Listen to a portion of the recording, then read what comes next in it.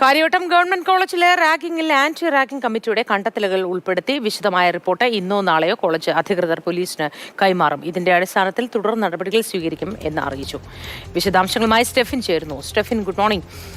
Anti ragging കമ്മിറ്റിയുടെ നേതൃത്വത്തിലാണല്ലോ ഈ വിശദമായ റിപ്പോർട്ട് സമർപ്പിക്കുന്നത്.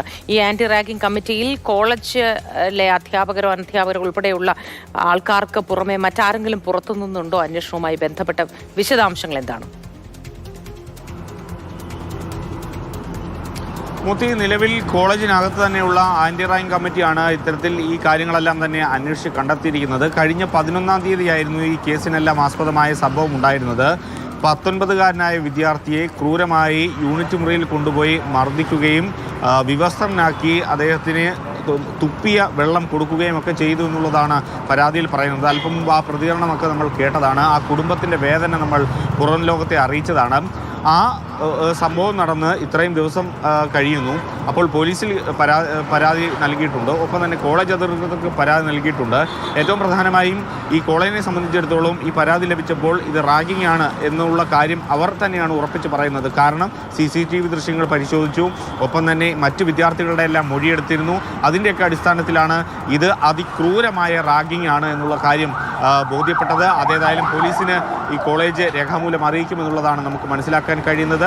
അതിനുശേഷം ഈ കോളേജ് അധികൃതരുടെ ഭാഗത്തു നിന്നും ഈ കുറ്റാരോപിതരായിട്ടുള്ള വിദ്യാർത്ഥികൾക്കെതിരെ എന്ത് നടപടി ഉണ്ടാകുമെന്നുള്ളതാണ്, സസ്പെൻഷനിലേക്കൊക്കെ എത്തിയെന്നുള്ളതാണ് നമുക്ക് അനൗദ്യോഗികമായി മനസ്സിലാക്കാൻ കഴിയുന്നത്. ഇപ്പോൾ നമ്മോട് സംസാരിച്ച് ഈ കുടുംബവും അത് തന്നെയാണ് പറയുന്നത്. ഏതായാലും കോളേജിൻ്റെ ഔദ്യോഗികമായ ഒരു വിശദീകരണം ഈ വിഷയവുമായി ബന്ധപ്പെട്ട് വരേണ്ടതുണ്ട്. ഒപ്പം തന്നെ ഏറ്റവും പ്രധാനമായും SFIക്ക് എന്താണ് ഈ കാര്യത്തിൽ പറയാനുള്ളത്? കാരണം 7 SFI നേതാക്കൾക്കെതിരെ അല്ലെങ്കിൽ പ്രവർത്തകർക്കെതിരെയാണ് ഈ കുടുംബം അല്ലെങ്കിൽ ഈ വിദ്യാർത്ഥി ആരോപണം ഉന്നയിക്കുന്നത്.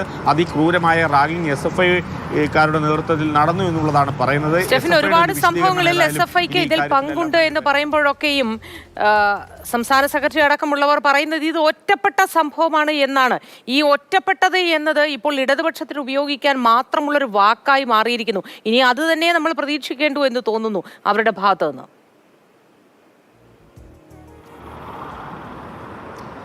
ഏതായാലും ഒരു കർശനമായ നടപടി SFIയുടെ ഭാഗത്തു നിന്നും ഉണ്ടാകുമെന്നുള്ളത് തന്നെയാണ് പ്രതീക്ഷിക്കുന്നത്. കാരണം ഈ അടിക്കടി സംഭവങ്ങൾ ഉണ്ടാകുന്നുണ്ട് എന്നുള്ളതാണ് ഏറെ പ്രധാനമായും എടുത്തു കാണേണ്ടത്. കാരണം കഴിഞ്ഞ ഏതാനും ആഴ്ചകൾക്ക് മുമ്പാണ് തിരുവനന്തപുരത്തെ യൂണിവേഴ്സിറ്റി കോളേജിൽ ഇത്തരത്തിൽ SFIയുടെ അവിടുത്തെ നേതാക്കളുടെ ഭാഗത്തു നിന്ന് SFIക്കാരനായ വിദ്യാർത്ഥിയെ മർദ്ദിക്കുന്ന ഒരു സംഭവം ഉണ്ടായത്.